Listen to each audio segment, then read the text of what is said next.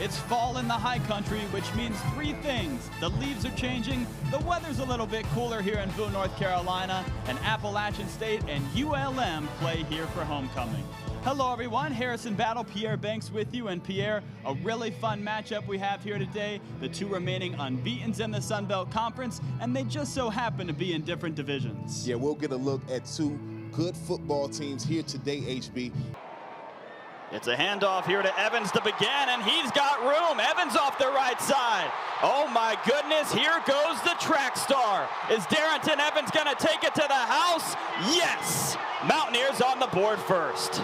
This Texas State defense, coached by Zach Spavital, the brother of head coach Jake Spavital, one of 10 brother combinations coaching in college football. The direct snap comes here to Thomas, and it's a run, and he is rocked that time as spinning him around and bringing him down on the ground is going to be Jalen Smith, the safety. And for a while, it looked like Thomas might have an open lane, and then Smith just shut that down in a hurry. The raindrops continue to fall here in Boone, North Carolina, as the App State offense goes back to work. And there's its mastermind. Eli Drinkwitz inherited a Sun Belt championship winning team, and all he's done is taken them to the 24th ranking in the country in the college football playoff poll and a 9-1 record. Talk to the guys on this roster. They believe in Eli Drinkwitz. Everything he's told them has come to pass, and they've run through brick walls for him.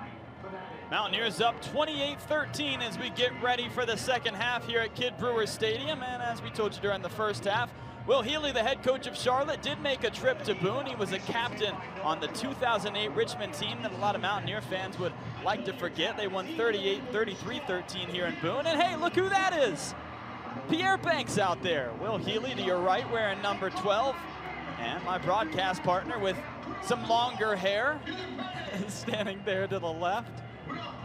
What do you remember from that day? I just remember it all coming to an end, HB. All the games we won and championships that we picked up, including this one in 2006, that there was the very best team I've ever been associated with. But it all came to an end that day. You always remember the losses, HB. You know, on that previous picture, it kind of looked like you were getting run over. How often did that happen? Never. Contrary to popular belief, I did not get ran over, folks at home. See, I was like William Wallace. I fought with my brain. I was very undersized, so when you couldn't get a ball carrier down, what you had to do was turn around and fall down. And then, you know, my buddy Marcus Morrell there, he just comes and piles it on. You're talking about just two phenomenal coaches in this game. And the thing that's actually a little bit funny, Neil Brown opened up 3-8 as the head coach of the Troy Trojans. They've won 31 of their last 39 games. Scott Satterfield began his coaching career 5-13. The Mountaineers have gone 44-11 since. And although you won't admit it, both of these fan bases, at points you thought maybe these weren't the guys that you wanted to lead your crew. Now you're worried about the Power 5 ranks coming and taking one of them. Reynolds looking off. He's going to go to his second read, and he finds his man LeMay. And Benny LeMay just throwing away Mountaineer tacklers as he continues churning those legs upfield. And we were told coming into this game about the prowess that LeMay had as a pass catcher, but he wasn't utilized as much as maybe you'd expect last season for the 49ers. And in this game, we've seen that he is a threat on all three downs. Just continues to carry this team. 93 yards on the ground, 2 touchdowns. And Tanner Wilson with DeAndre Hicks behind him. DeAndre Hicks currently sitting with 10 carries for 77 yards, a 7.7 yard average. Hicks will get the ball once again, the burst ahead. Nobody's gonna catch him unless he falls. Stumbles for a moment, down to the 20. He'll get to the 10, and DeAndre Hicks is in the end zone for Appalachian State. While we have the moment, a really interesting story for ETSU. Their defensive coordinator, Billy Taylor, actually was with the program back in 2003 when they lost the program. And he was incredibly excited to come back and be a part of it once again when he took the job back in 2013. He's actually old crosstown high school rivals with head coach Randy Sanders. So when Coach Sanders called him and said, hey, will you come and be my defensive coordinator and continue the role you've been in, he was thrilled to accept that position. The toss here to the left to Henry Pearson, and Pearson Pearson gains a couple, but some nice coverage that time from ETSU. Thomas looking long, and he has a man as falling in the end zone is Corey Sutton.